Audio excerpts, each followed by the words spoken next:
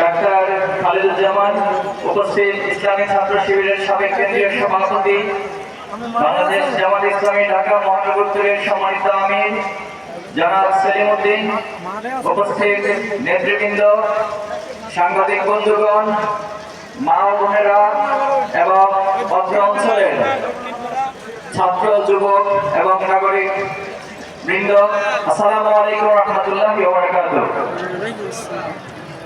সংগ্রামী উপস্থিতি, আমাদের এই প্রিয় বাংলাদেশ বারবার বিভিন্ন দেশীয় এবং আন্তর্জাতিক ষড়যন্ত্রের শিকার হয়ে আসছে। সেই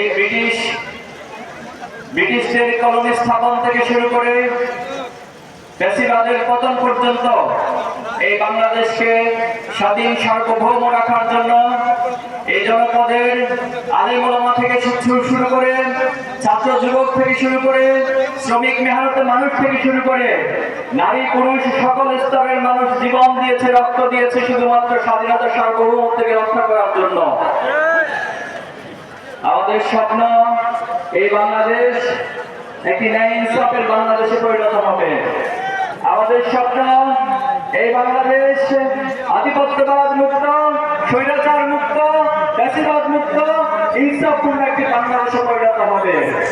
আমাদের স্বপ্ন এই বাংলাদেশের যত সম্ভাবনা রয়েছে এই সম্ভাবনাগুলোকে কাজে লাগিয়ে একটি সমৃদ্ধ বাংলাদেশে পরিণত হবে। কিন্তু দুর্ভাগ্য হচ্ছে এই জনপদে বারবার শরীয়তুল্লাহ তিতুমির থেকে শুরু করে সকলে জীবন দিয়েছে, আবু সাইদরা জীবন দিয়েছে, আলেম ওলামারা জীবন দিয়েছে, কিন্তু এখনো পর্যন্ত আমাদের সেই স্বপ্নের বাংলাদেশ প্রতিষ্ঠিত হয়নি। 2024-এর জুলাই আগস্টে শহীদ আবু সাইদ, শহীদ মুগ্ধ, শহীদ ওয়াসিম শান্ত সহ হাজার হাজার ছাত্র জনতা জীবন দিয়ে এই বাংলাদেশকে নতুন করে নতুন স্বপ্নের আঙ্গিকে সাজিয়ে তোলার এক পথ আমাদের সামনে রচনা করে দিয়েছেন। কিন্তু আমরা সেই স্বপ্ন নিয়ে যখন সামনের দিকে এগিয়ে যাচ্ছি, আমরা লক্ষ্য করেছি সে অতীতের ফ্যাসিবাদী এবং আধিপত্যবাদীদের দালালদের শক্তি আবার বাংলাদেশকে নিয়ে ষড়যন্ত্র করছে, মাথা ছাড়া দিয়ে উঠছে। আমরা দেখছি যে একটি দল বাংলাদেশের যে সংস্কার প্রয়োজন, বাংলাদেশকে এগিয়ে নেওয়ার জন্য যে সংস্কার প্রয়োজন, সেই সংস্কারের নোট অফ ডিসেন্টের নামে তারা সংস্কারকে বাধাগ্রস্ত করার জন্য চেষ্টা চালিয়ে যাচ্ছে। আমরা দেখেছি তাদের হাতে এখন পর্যন্ত গত 1.5 বছরে 200-র বেশি মানুষ নিহত হয়েছে, তারা হত্যাকাণ্ড সংগঠিত করেছে।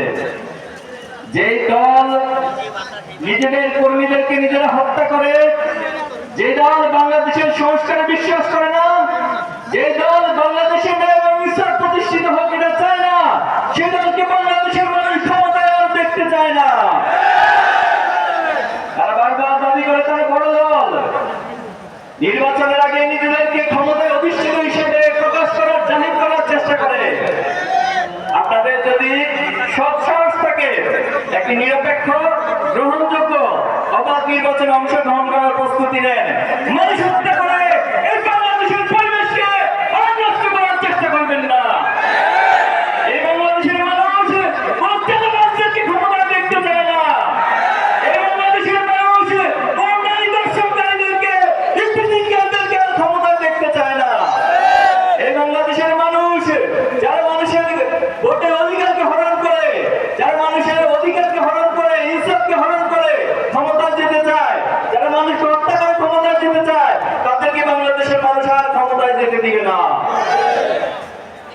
আমরা দেখেছি বিগত সময়ে বাংলাদেশকে বিদেশ থেকে বসে বসে পরিচালনার একটা প্রবণতা লক্ষ্য করে যাচ্ছে অনেকের মাঝে। আপনারা দেখেছেন বাংলাদেশকে কি বিদেশ থেকে পরিচালনা করা যাবে না বাংলাদেশে এসে পরিচালনা করতে হবে?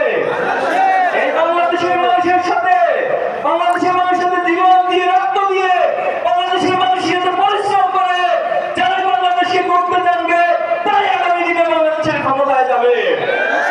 দিল্লিতে 3 দিন লন্ডনে বসে বসে বাংলাদেশ চালানোর স্বপ্ন দেখবেন না, এটা দিনের স্বপ্নে পরিণত হবে। সৎ সাহস থাকলে বাংলাদেশে এসে বাংলাদেশের যে মানুষের সাথে রাজনীতি করে এরপর ক্ষমতা যাওয়ার স্বপ্ন দেখুন। সংগ্রামী উপস্থিতি, ইসলামী ছাত্র শিবির 1977 সাল থেকে আজ পর্যন্ত বাংলাদেশের ছাত্র সমাজকে, যুব সমাজকে নৈতিকভাবে মেধার ভিত্তিতে গড়ে তোলার জন্য আপ্রাণ চেষ্টা চালিয়ে যাচ্ছে। কিন্তু দুর্ভাগ্য হলো সে 1970 সাল থেকে আজ পর্যন্ত আমাদের শত শত ভাইদেরকে জীবন দিতে হয়েছে, আমাদের ভাইদেরকে নির্মমভাবে হত্যা করা হয়েছে। আমরা যখন প্রশ্ন করেছিলাম যে কি আমাদের অপরাধ ছিল, কেন আমাদের ভাইদের উপর এত নির্যাতন, এত গুম, এত খুনের ঘটনা ঘটানো হচ্ছে, তখন একটাই উত্তর পাওয়া গিয়েছে যে আমরা শুধুমাত্র এই ঘোষণা দিয়েছিলাম, ওমা নাকামু ইল্লা আন ইউমিনু বিল্লাহিল আজিজুল হাকিম। আমরা শুধুমাত্র এক আল্লাহর কাছে আমাদের নিজেদের বিশ্বাসকে ছুটে দিয়েছিলাম।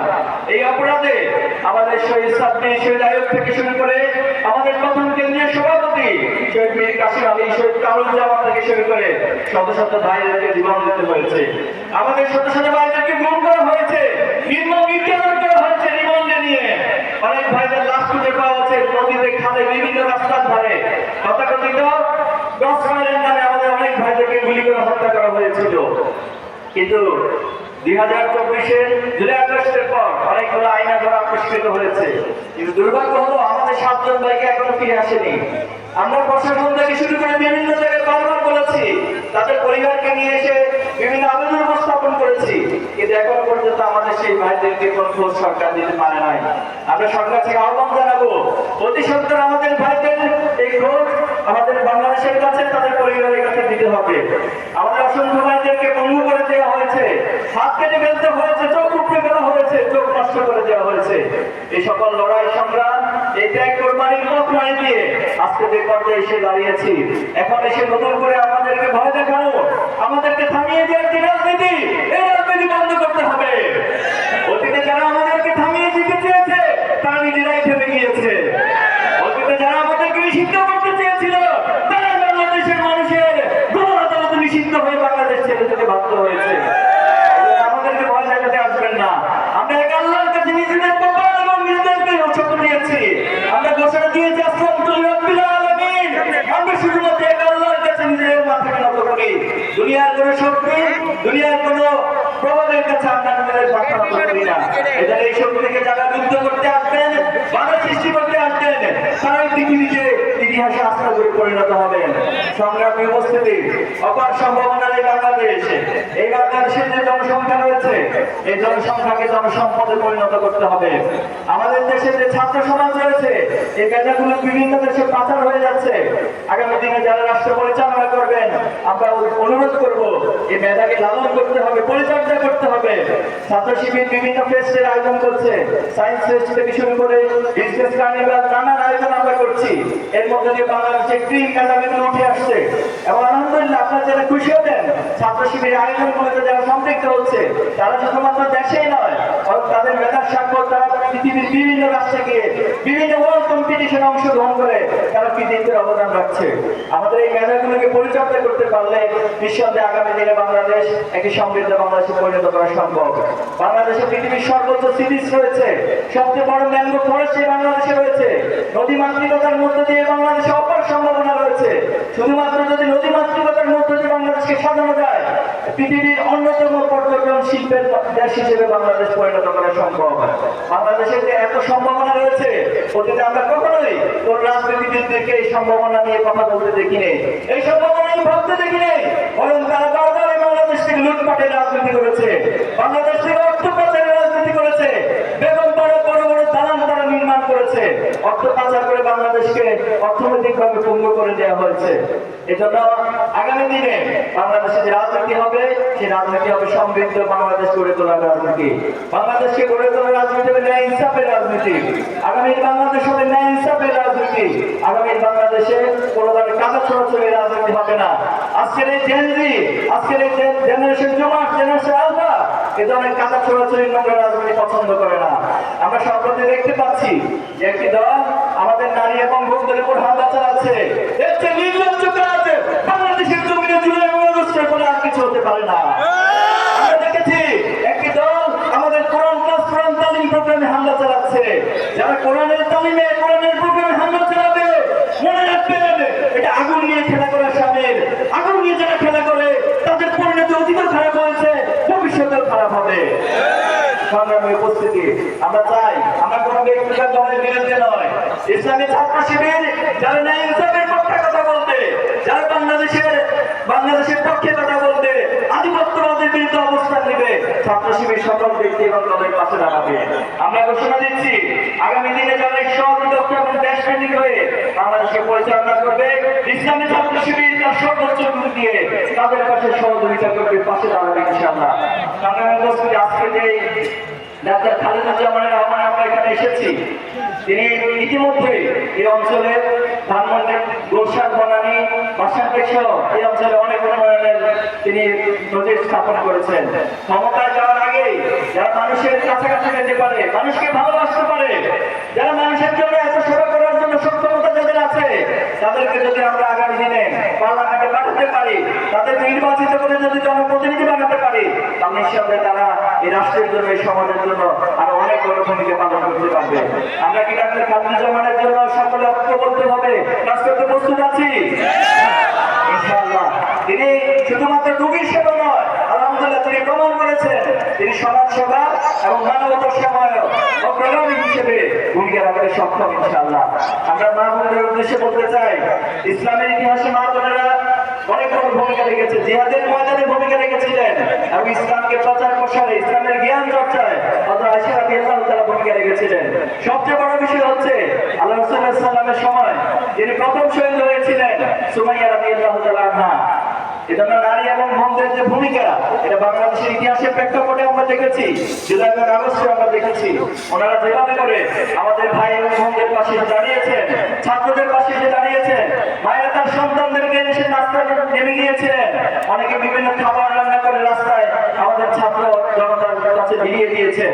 আমরা বিশ্বাস করি আপনাদের এই প্রচেষ্টা যদি অব্যাহত থাকে, আগামী দিনে আমরা যে স্বপ্নের বাংলাদেশের চিন্তা করছি, যে সমৃদ্ধ বাংলাদেশের চিন্তা করছি, আপনাদের ভূমিকার মধ্য দিয়ে সে বাংলাদেশ বিনির্মিত হবে ইনশাআল্লাহ।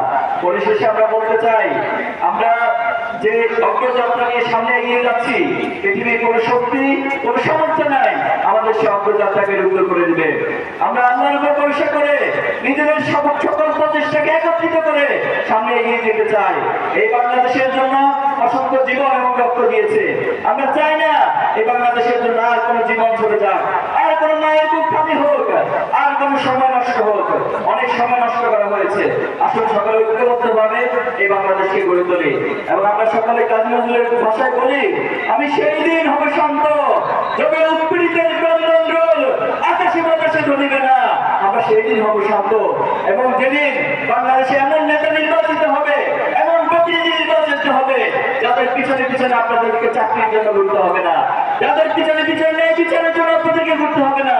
বরং ওমর রাদিয়াল্লাহু তাআলার শাসন আমলে তিনি যেভাবে করে মানুষের অধিকারকে তাদের ঘরে ঘরে পৌঁছে দিয়েছেন, আমরা চাই আগামী দিনে এমন নেতা আমাদের মাঝ থেকে উঠে আসুক, এমন নেতা নির্বাচিত হোক যারা তাদের অধিকারকে মানুষের দৌড় করে পৌঁছে দিবে। আমরা সেই প্রত্যাশা করে এবং আপনাদের সবার জন্য শুভকামনা করে আমার কথা এখানে শেষ করছি।